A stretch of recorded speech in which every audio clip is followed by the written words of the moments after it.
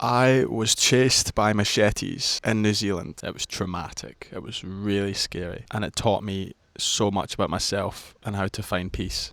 See, I used to work in a pub in North Auckland, in a pub in a place called Takapuna. Lovely place by the beach, gorgeous. Everyone was happy, smiley.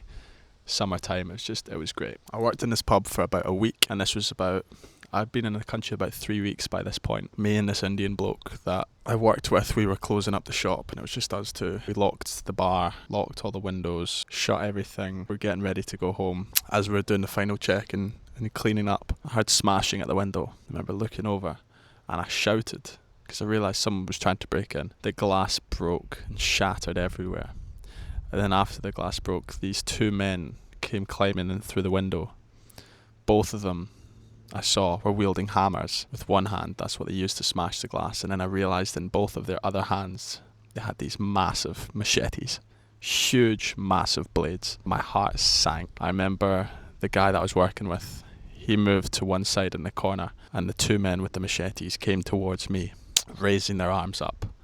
I remember I turned around and I ran so fast, and I ran round the bar. As I ran away, the two men ran towards the till, trying to see if they could grab some money. In that moment, my brain wasn't even on. It was just my body. I was completely in my body. My brain wasn't thinking. I ran straight for the window that they broke in on, and I climbed out, and I ran so fast round the corner and towards the home I was staying in. Bear in mind, I'd only been in the country for about 2-3 weeks at that point, so I only knew the bar and my house. I didn't know anywhere else, so I just ran the direction that I'd always been walking to get home every single day. Well, I ran up to this group of people. Yeah, you guys might want to be careful. And they looked at me, they're a bit confused. I said, there's a guy, two men that just chased me with machetes. And they were a bit confused, and then they saw I was on the phone to the police. I phoned 911, and they're like, oh, this guy must be telling the truth. So they ran off into the truck, and I was stood there by the road, and I was speaking to the police, and then these police cars, about 10 of them, started flying down the road towards the bar, and then one of them stopped, and I jumped in the back of it, and they started asking me questions about these men who just terrified me. I later found out that these men were actually 15 and 16 years old, but they were Maori boys, so a lot bigger than what you'd imagine. I remember the police asked me all these questions. They were asking me what kind of shoes were they wearing, what was the brand of hammer, like I would have been paying attention to that anyways. They were asking me questions about things I had no idea about. They're like, oh, what colour were their eyes? It's like, mate, I have no idea. I saw the machete and I ran. I don't know the colour of their eyes. They pulled all the CCTV footage, and there was investigators all over the place, and I was asked a bunch of questions. So was the guy I was working with. But the guys that broke in, they only managed to steal about $10. That was just the tip money, and that was my tip money, which I never saw again, and I wasn't happy about. This isn't even the worst part of the story, because a week after this happened, I then got kicked out of my house because my landlord was crazy, because she didn't want my girlfriend staying there, so she kicked both of us out.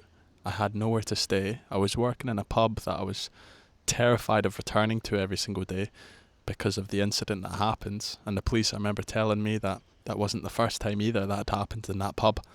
So every time I went to the pub, I was quite anxious, and then I couldn't even return home in peace because my landlord kicked me out. So I was spiraling. I was like in a bad place mentally, and I was freaking out. I was so stressed. And I was with me and my girlfriend because I was taking care of the both of us. It was it was a nightmare. I remember then, and I know now, that both of these experiences that happened together, it taught me so much about finding peace and letting things go. See, what I did is, after I got kicked out, I was like, that's it. This is the final straw. I told my boss I was leaving the next day. You know, he wanted me to stay another week. I was like, mate, no, I'm not staying here. Realised I was catching myself going into a bad place mentally. So I booked me and my girlfriend a bus. We just took the bags that we have when we got a bus 2-3 hours south into a little coastal town called Raglan. And it was the best decision I ever made. After all these traumatic things, I just decided, what's the point? There's no point in me carrying all this hate, all this anger, all this frustration, all this fear for no reason. So I just let it all go, and I walked away. And I really do think that that's a very important part of having all these traumatic events and trauma and fear. Sometimes it's important to just take a deep breath, let it go, and walk away, because you can't control what's happened. You can't change people's minds. You can't change the past, but you can change where you are, and you can change how you see the world. When we went to Raglan, I was in such a better place. Most beautiful community I've ever seen. Just love and laughter everywhere. Young people, old people, dancing, singing all the time. Just a really cute, wholesome, small little coastal town that I'll have in my heart forever. And I would not have found it if I hadn't been chased by those men with machetes. Because if those men hadn't have chased me, and if I hadn't have got kicked out of my house, and I would have probably stayed in Auckland, not because I loved it, but because I was numb. You know, I was kind of in between. I didn't hate it, I didn't love it, I was in between. It was okay. But because these negative actions happened, and they pushed me over the edge to feeling so much trauma that I wanted to leave, that I actually ended up finding something better.